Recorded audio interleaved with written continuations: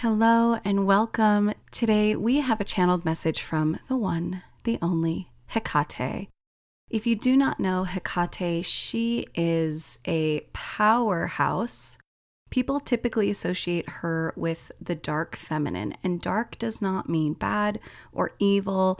In this sense, dark means hidden, taboo. She brings up some of the things that society and those in power often would like to keep hidden, but she sees right through the bullshit, right through the veiling and distractions. She is the goddess of witchcraft, the goddess of crossroads. She is often represented by a crow. For a lot of people, when they start working with Hecate, either intentionally or because she has come to them, they will start seeing crows everywhere. She's also represented by a black dog. You might see her as the triple goddess figure, the triple moon, the full moon in the center, and then the opposing waxing and waning crescent moons on the sides. One of the things that I really loved about this channeling is that it came with all of this poetry, and it was just so fun to experience. There were a lot of things that made me tear up, so I hope that you enjoy this message. Let's get into it. I'm seeing rage, feminine rage, fire, chaos, bared teeth, women slashing shit. It is like a slow motion movie scene of a women-led massacre or beating. It's a riot. It is female outrage. I hear. Female outrage is a canary in the coal mine for injustice. Honor your anger. It is not wrong. It is not you just being aggressive or triggered or whatever. It means something. It matters. Honor your anger. Listen to it. Feel it. Communicate it. Let it show you where the truth is. The scene shifts, and I see like a bird's eye view of myself pouring my menstrual blood into my garden, pouring it on the earth. And there was this sense of like, yes, we love it when you do that. And it felt like this chorus of beings came in, and they were this feminine collective of beings, goddesses, energies who are on the other side supporting the divine feminine rising. And when we put our blood, our menstrual blood, and we give it back to the earth, they love it. They celebrate every time we do that. And it was like playing that colder, warmer game, like colder, ice cold, not over there. When we put our blood on the earth, they're like, warmer, warmer, hot, hot, you're on fire. Like, yes, walk in this direction. Keep going. You're going to stumble right over it. Like, there is something so important for us to discover and remember by returning our blood to the earth. I hear, returning to the cycles of the moon, giving our blood back to the earth, turning, returning, returning. I hear the song, the earth, the air, the fire, the water, return, return, return. Sing songs of the womb, songs of the heart, songs of the heart fire, the hearth fire. The heart, the hearth, the womb, the cave, the moon, the womb. And then there's this song and a drum beat. I'm seeing a deerskin drum being beaten by a mallet held in a medicine woman's hand. There is this primordial pulse that lives within all of us as humans, but which is owned, protected, gestated by the feminine, by women. It is this pulsing red. It is the pulse of life. It is present in the beat of the heart, in the blood of the womb, the beat of the drum, the turning of the moon, the howl of the cry in the dark of the night, the whisper of wings on a pale moonless night. I see a crow flying in a dark sky. You can barely see them, but you can barely make out their outline and a little shimmer of the iridescence of their wings.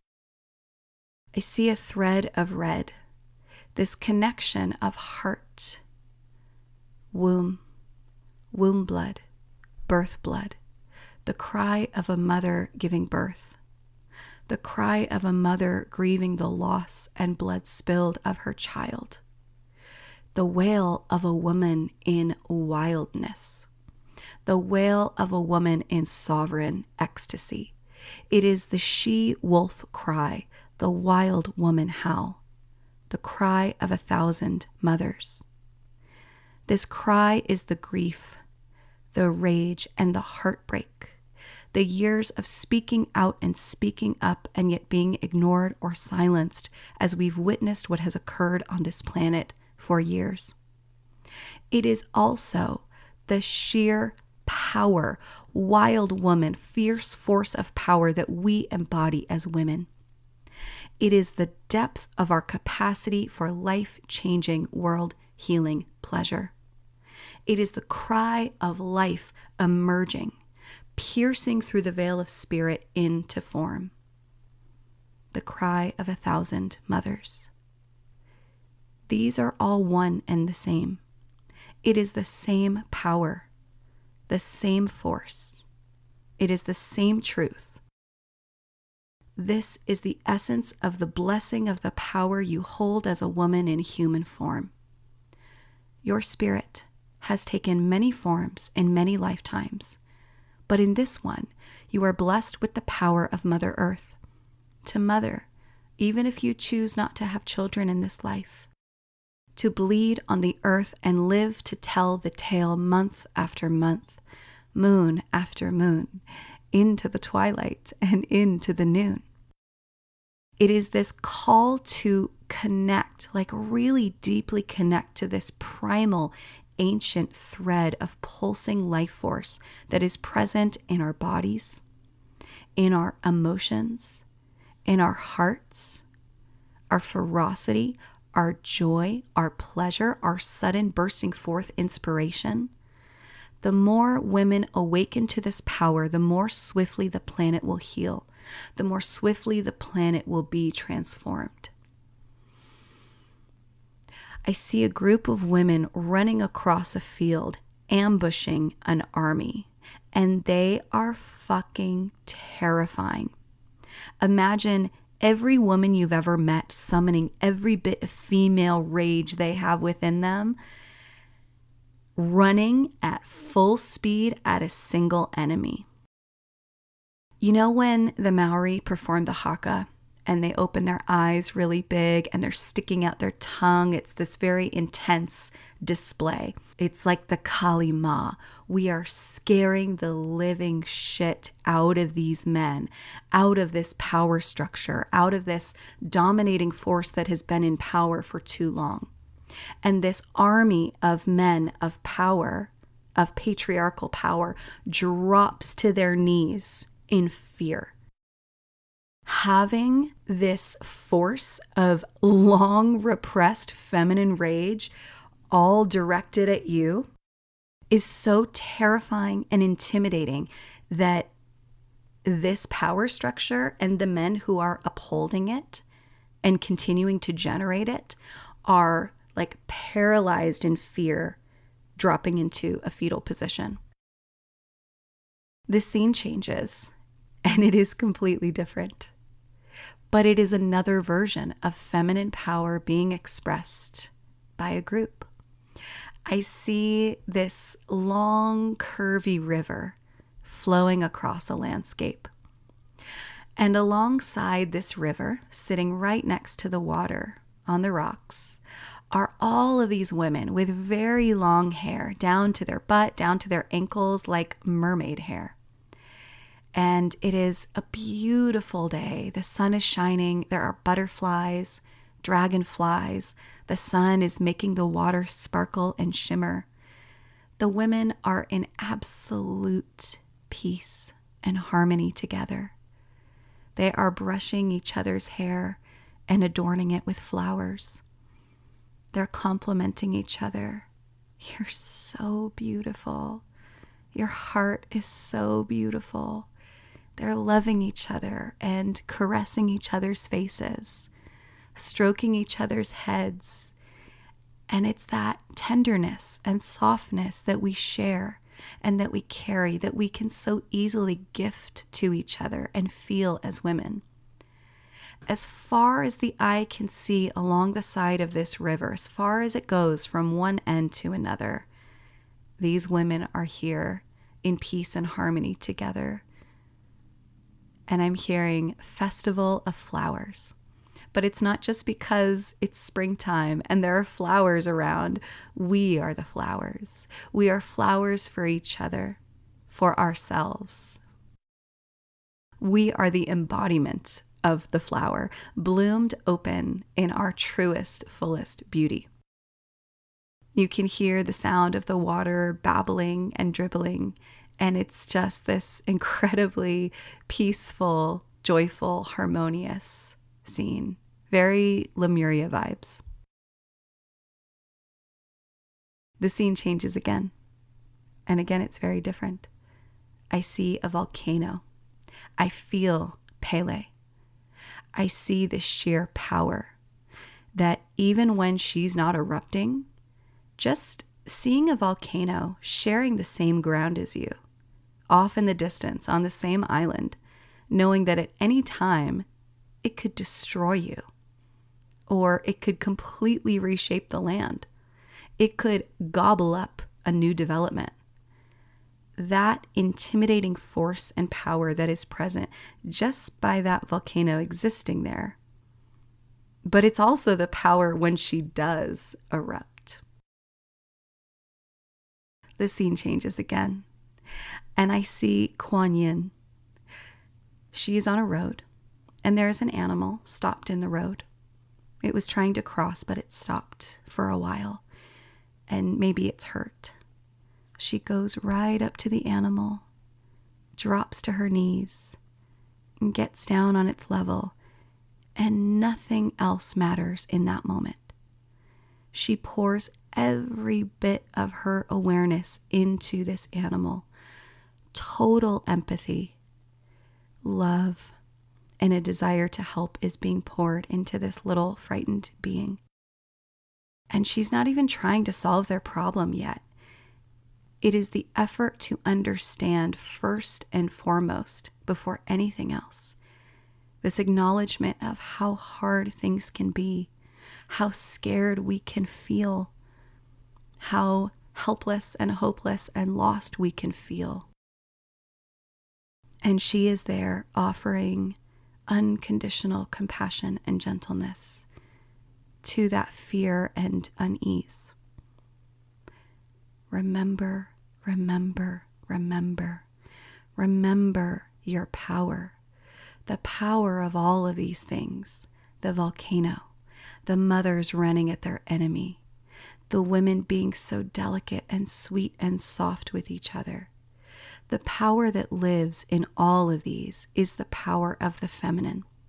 It is the power that lives in you. And I'm hearing, it is but a hiccup.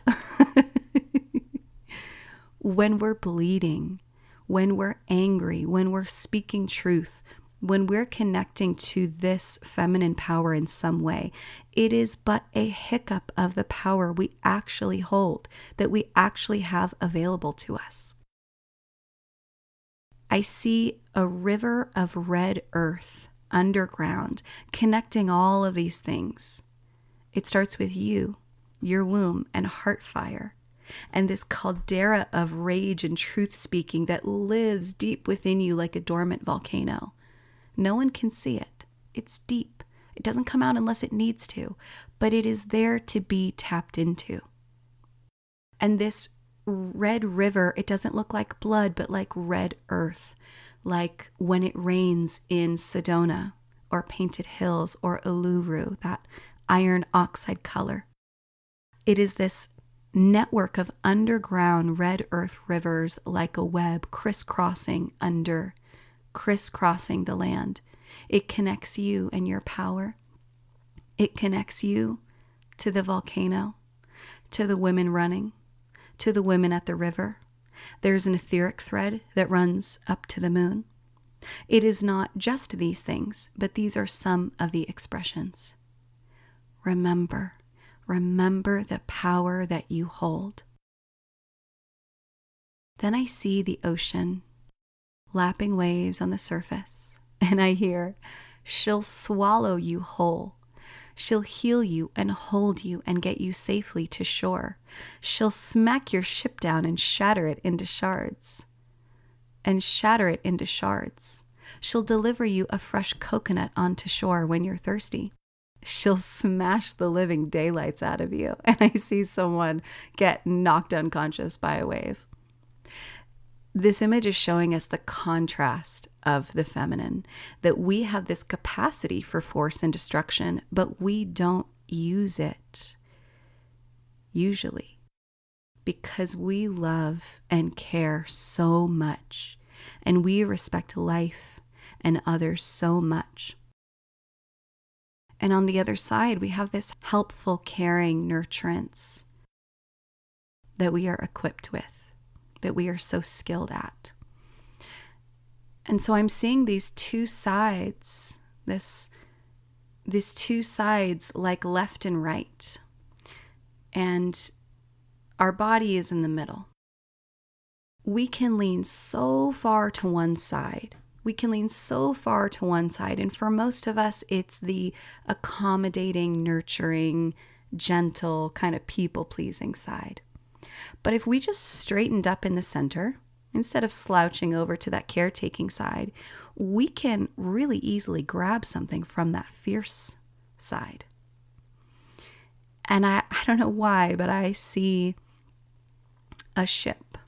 And this is a ship long ago that has the notion of being something like a slave ship, or has an intention to go colonize a people and claim land as new and theirs. We can use this fierce force we have access to metaphorically push a wave onto it and shatter it. Like, no, you don't. No, not going to let you do that.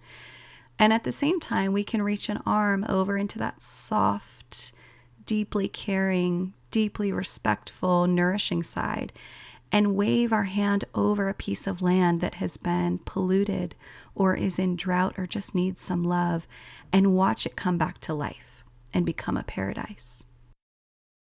I hear, you are gods. You are gods. And the request is for us to find the balance in our own power. I see a samurai warrior, but it could be true of, virtually any martial artist. There is the capacity for defending what needs to be defended, being physically powerful or forcefully powerful when needed, and also being so aware and present and gentle and soft and harmless. And to find the balance that a samurai warrior embodies, having the grasp available within your reach that they have available by staying in balance, by coming into balance. I asked about guidance for mothers specifically because I was feeling that this is something that a lot of mothers need. And I say, as a mother myself, do you have any guidance for mothers specifically? Know your power. Know the leader that you are, that you could be, that is already within you. And it's like that untapped power, you don't need to generate it or find it.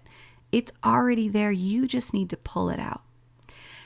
I see this image of a mom who is feeling really overwhelmed by her kids. Maybe it's their intensity or energy, high energy, or their insistence.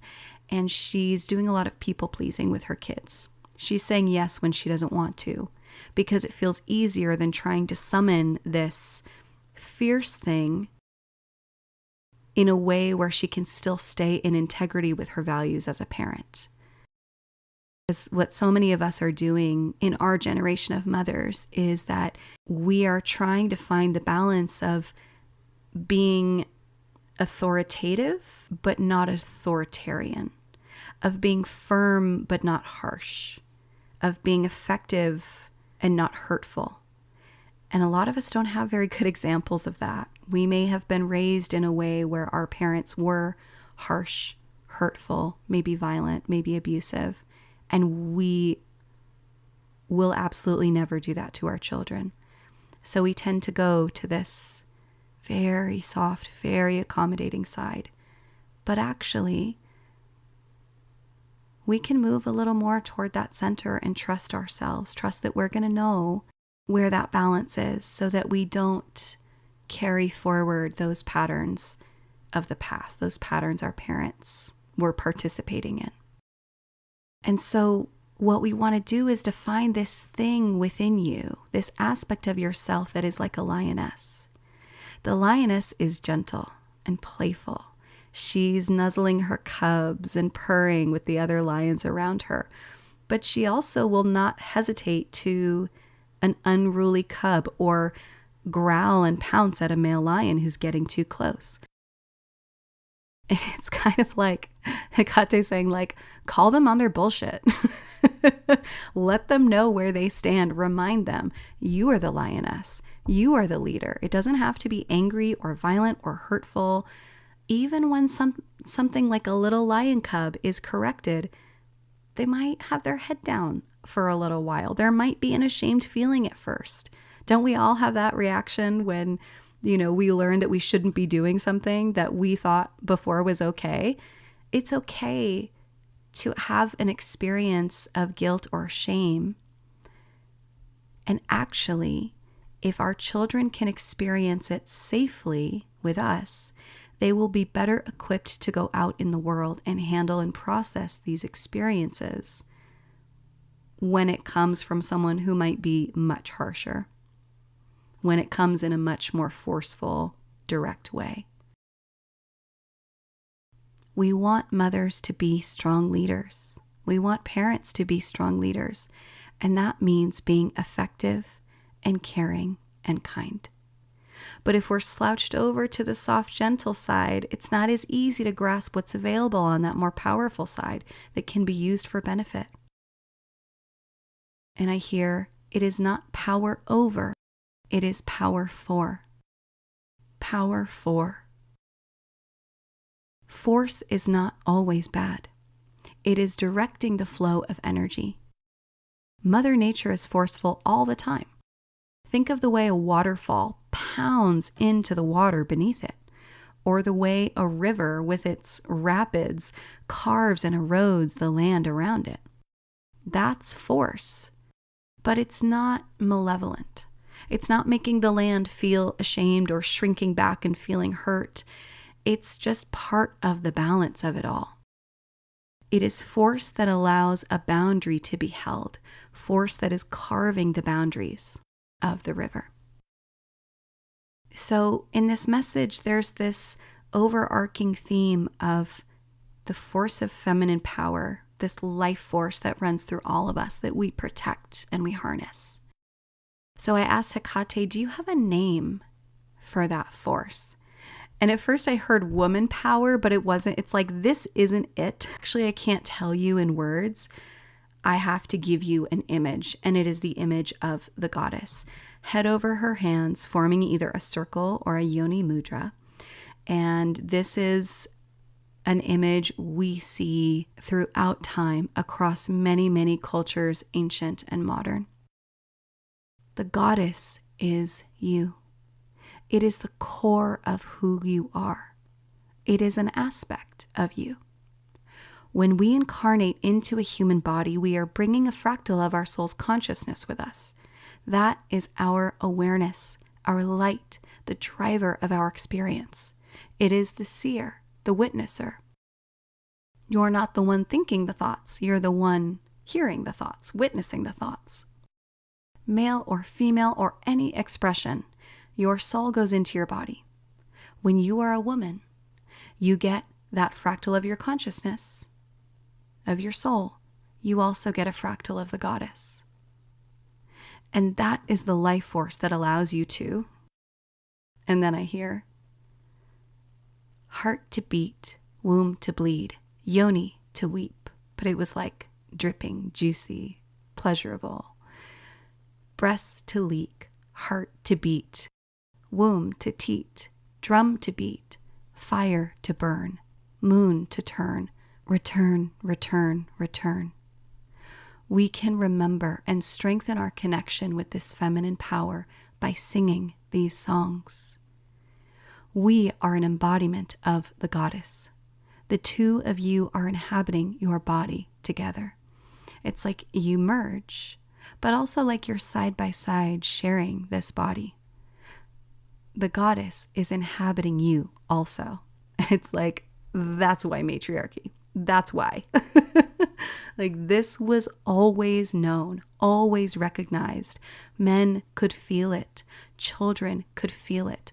Women were recognized as the goddess because we are. I keep coming back to this message and listening to it and reading it and remembering some of these phrases, some of these images. And it feels like it is downloading more and more of that remembrance into my body, into my heart, into my mind.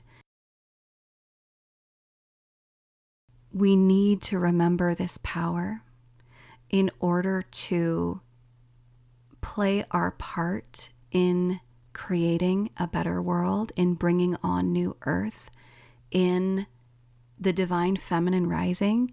It is not only ease and light and joy and pleasure and softness. It is ferocity. It is protection. It is justice. It is rage. It is putting people in their place who need to be. And I know that in spiritual communities, in New Age communities, that can be shied away from. But the more that we can understand anger as a force that is just as helpful as something that touches our heart and makes us cry, as our intuition that steers us in a certain direction. Anger is there to protect us. And it comes up when we see injustice, when we find ourselves in an imbalanced power dynamic, whether that be in our relationship or our family or even our children. And it is not that anger should be expressed violently. It is that it points you to truth. It is like the magma in your volcano that rises up from your womb, from your core, up through your throat chakra, and comes out spoken as truth. I don't know about you, but since I have begun to form a more neutral to positive relationship with anger, integrating my anger instead of trying to suppress it or turn it into something like taking the high road or finding peace instead or surrendering instead, which I didn't realize was actually just bypassing.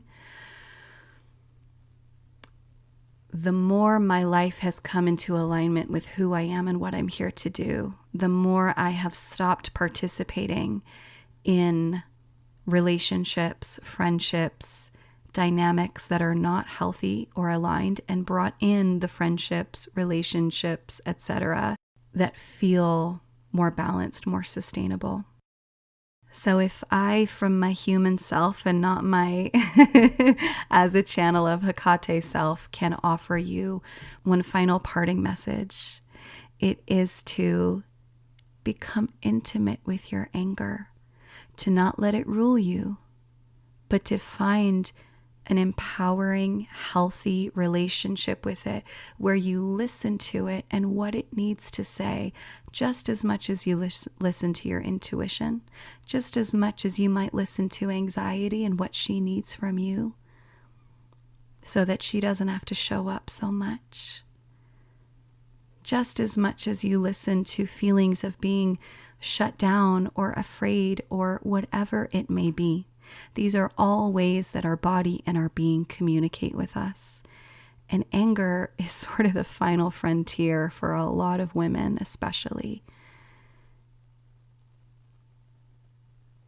And if we can harness that anger and use it for truth speaking, for empowered collective action, focused on those who have been in power for far too long, who have done horrendous things in our world and still are every day.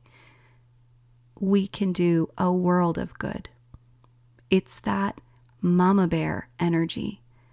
But because we are women and we hold and protect the life force, that mama bear energy needs to be directed not just to our children, our family, our partner, whoever it tends to come up about, but to the children of the world, to the people of the world, to the people of your community, your country, of the world itself, humanity, the planet, Mother Earth.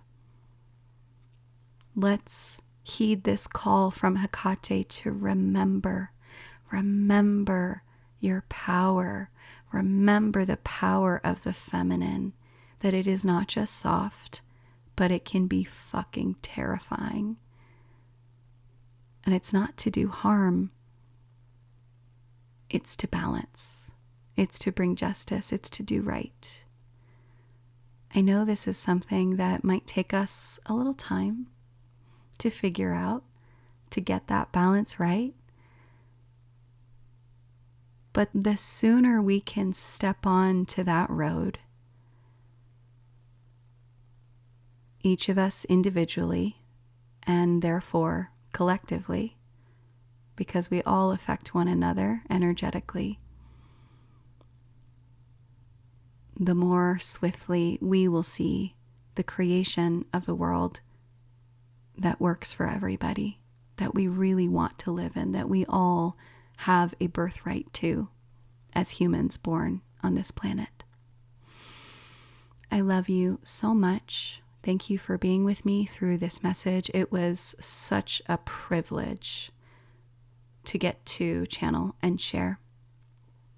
Please share in the comments your reflections, what came up for you. I want to hear it all. And please do like and subscribe. I'll see you next week. Have a beautiful day.